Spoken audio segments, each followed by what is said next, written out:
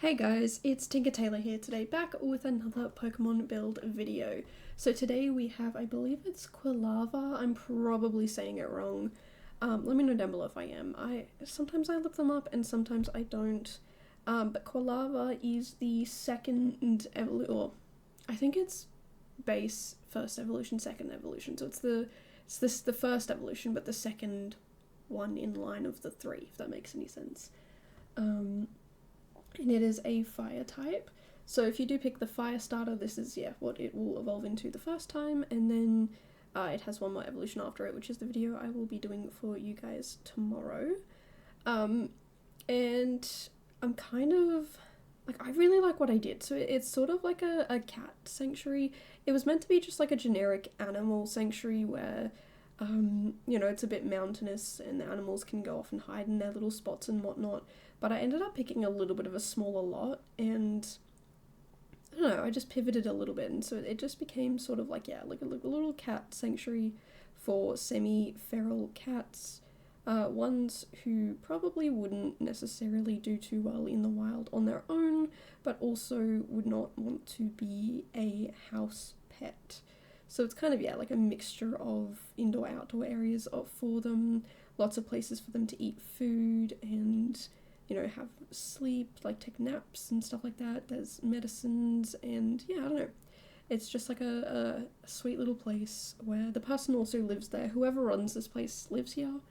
And they are basically, cramped in amongst all the cat stuff, basically.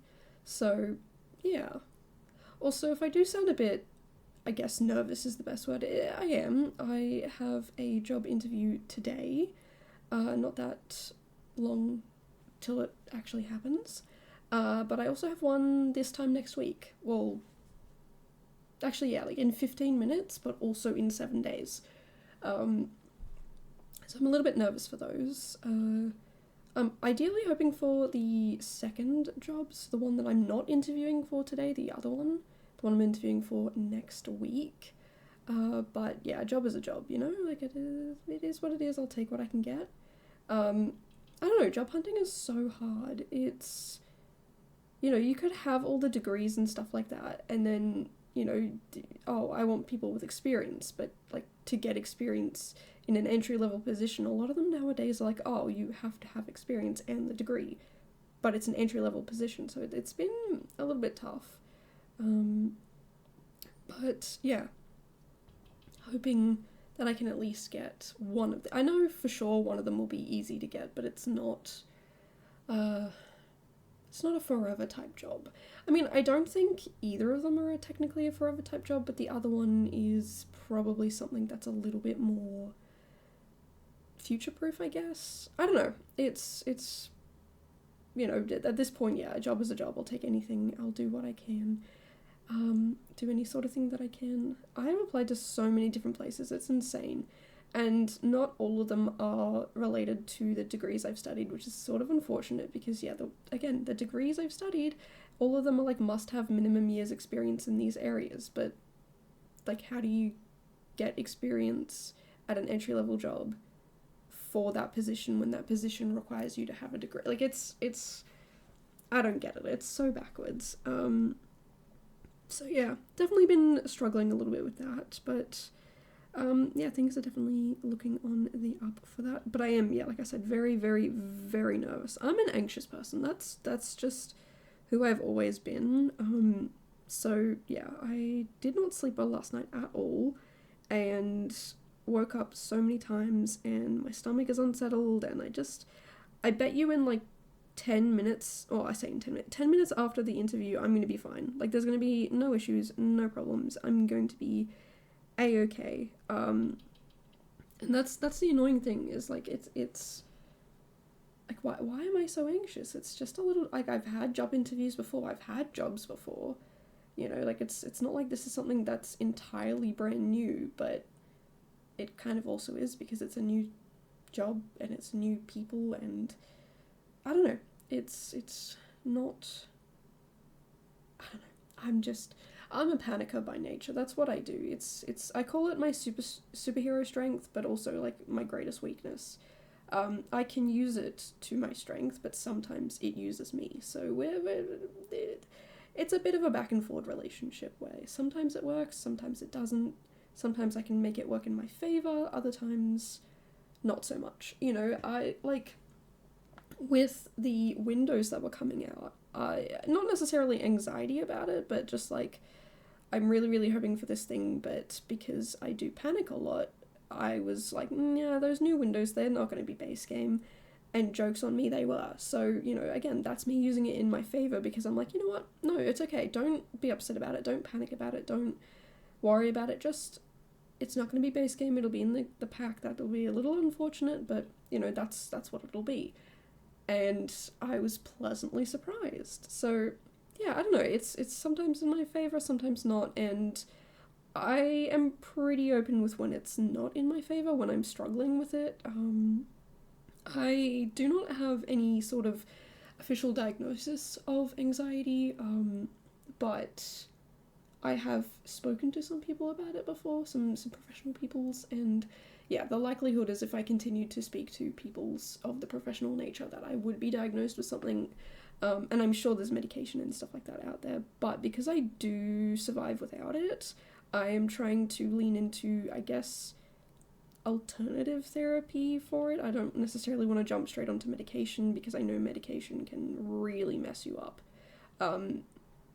So yeah, I don't know, it's difficult and hard and frustrating to kind of do it on my own, but also, you know, therapy is expensive and so is medication, so yeah, you know, like if I'm truly struggling, like obviously I said I've spoken to people about it before, so, you know, I have struggled with it in the past, but it's something that, I don't know, it's mostly manageable, and that's what it is with my OCD as well. I've been told that it is called subclinical OCD because it means it is manageable. I do not need a therapist or a counselor or a psychologist or any of those people to help me manage my symptoms and stuff like that. I am actually able to manage it on my own, which is a blessing. It is hard. It is very, very hard to manage it on my own.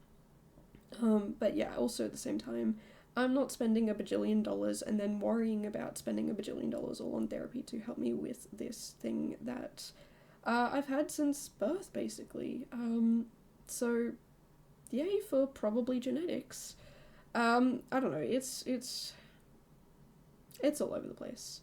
But I did have good fun with this build. So I've kind of realized that the first Pokemon in this starter trio, well, not the first Pokemon, like the starter for this one, Cyndaquil, it was a mobile home, like a little trailer home sort of thing, and traditionally trailer homes are shown off to be not so great things. I don't know, they're just, we don't really have trailer homes here, I guess. At least not around the places I've visited and been. I mean, we kind of have them for, like, if you're going away camping and stuff like that, there'll be, like, caravan parks, and sometimes I'll have some of those, I guess, yeah, kind of like that sort of building.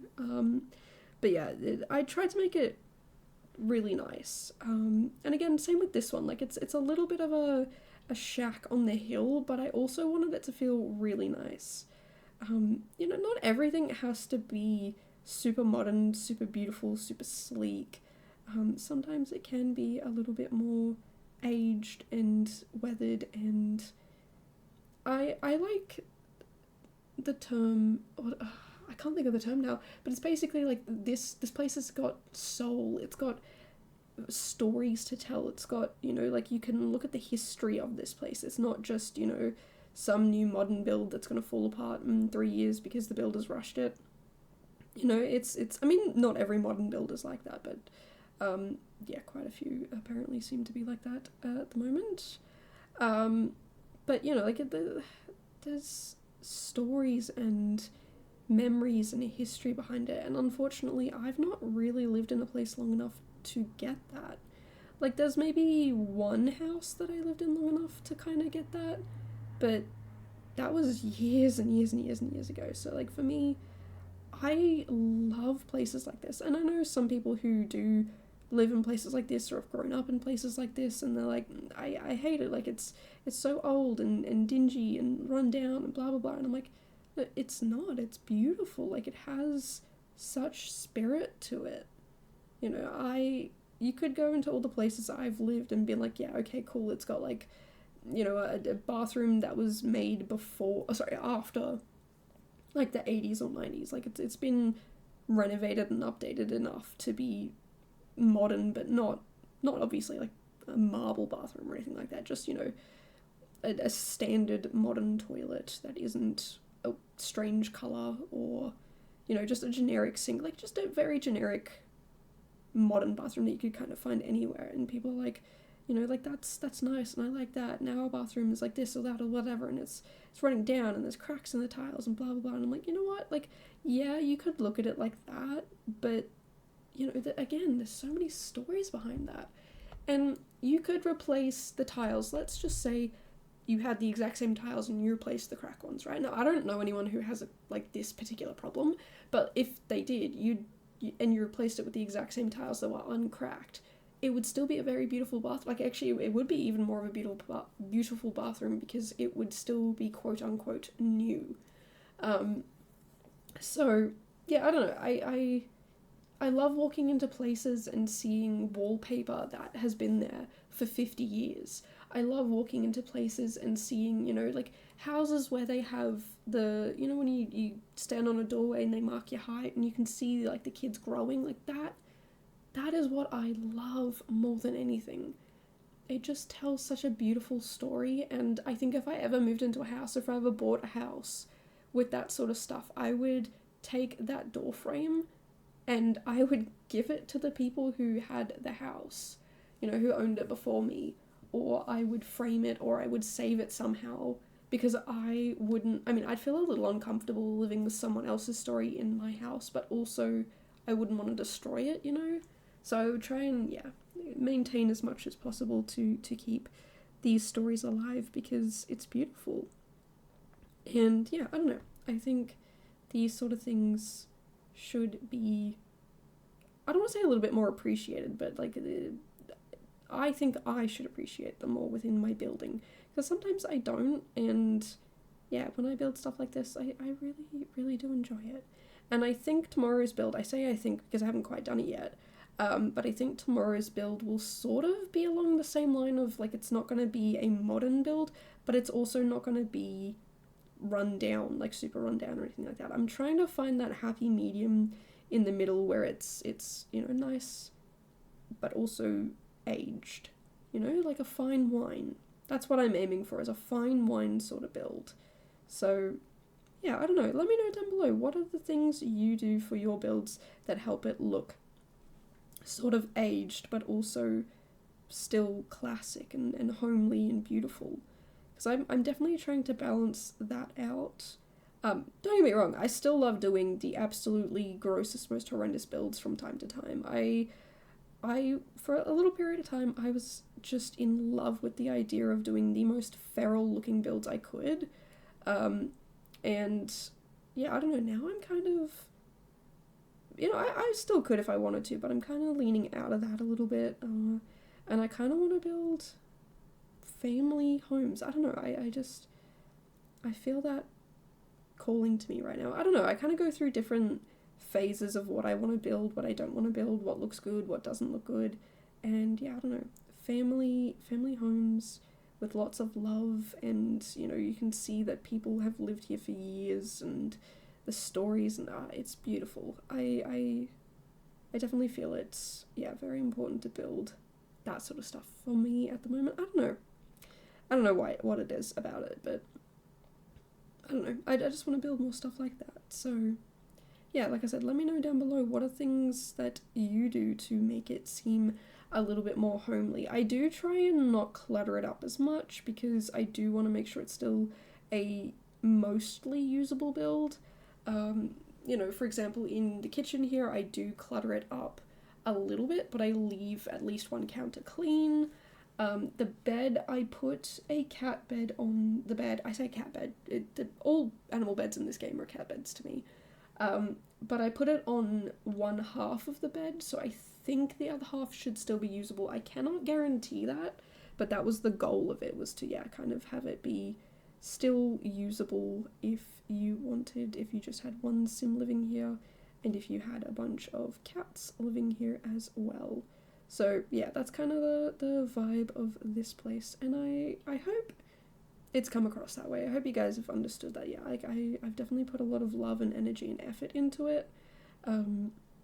It did take me a little while to do. Like it was one where I had to keep pausing and coming back to it and being like, okay, I want to put this here and I want to put that there, and how do I do this properly? Because I wanted it to be very, yeah, again, homely. I wanted it to feel like this was a real place, you know, not just a Sims build. So yeah, I don't know, let me know down below your thoughts on this build, if you love it, if you hate it. Either way, I don't mind. I know that not everybody's gonna like what I make, and I'm sort of okay with that, because it helps me learn different styles and learn how to do them better, learn how to do them differently. I don't know, it's just a good old learning process, you know? And I do love learning, so yeah, it's a good little learning process. But we are pretty much getting close to the end. I just do some more landscaping, that's pretty much it. I don't really think I add much else to this build. Maybe, actually no, I think it's all just landscaping. Maybe a chair or two around as well. But yeah, I don't know, it's been a good, fun little series, and I can't believe we're already into the second half of the year into this series. I think this series is going to take me 3 years and 1 month to do, so the fact that, yeah, we're 6 months in, or just over 6 months in, that's kind of exciting. I don't know, let me know how you guys feel about this series. 6 months in, already on Gen 2, and by the end of this year we will be on Gen 3. Like, that's a third of the way through. I mean, if we completed Gen 3, that would be a third of the way through. We don't quite complete it, but I do believe we get pretty close. Not sure how close, but yeah, it is pretty close to the end of Gen 3. So we're almost a third of the way through in the year. And I know that there is a new Pokemon series coming out. I don't know if I'll do that. The Gen 10, I'm not sure. We'll see when we get there, I guess. It really depends on, you know, how sick of this series I get. If I want to change it up, add a few more things, maybe do these builds Monday to Friday and then Saturday and Sunday, leave it to be, like, if I want to do a build or not. It's, yeah, I don't know. It's up to future me, but current me is still happy and dedicated to doing these builds. But yeah, if you want to see more builds like this, or if you want to see the A to Z challenge, which is a challenge I run every year, it's actually going on right now. There's a link down below for all of the details, everything that you need to know, including if you want inspo for it. It is a build and cast challenge, so definitely please check it out. But I upload those in February myself. For you guys, it runs from now until December. But yeah, if you want to hear more about that sort of stuff, if you want to see more of that sort of stuff, if you want to see more of these videos, these builds, whatever, make sure to subscribe, and I will see you guys in the next one. Bye, guys.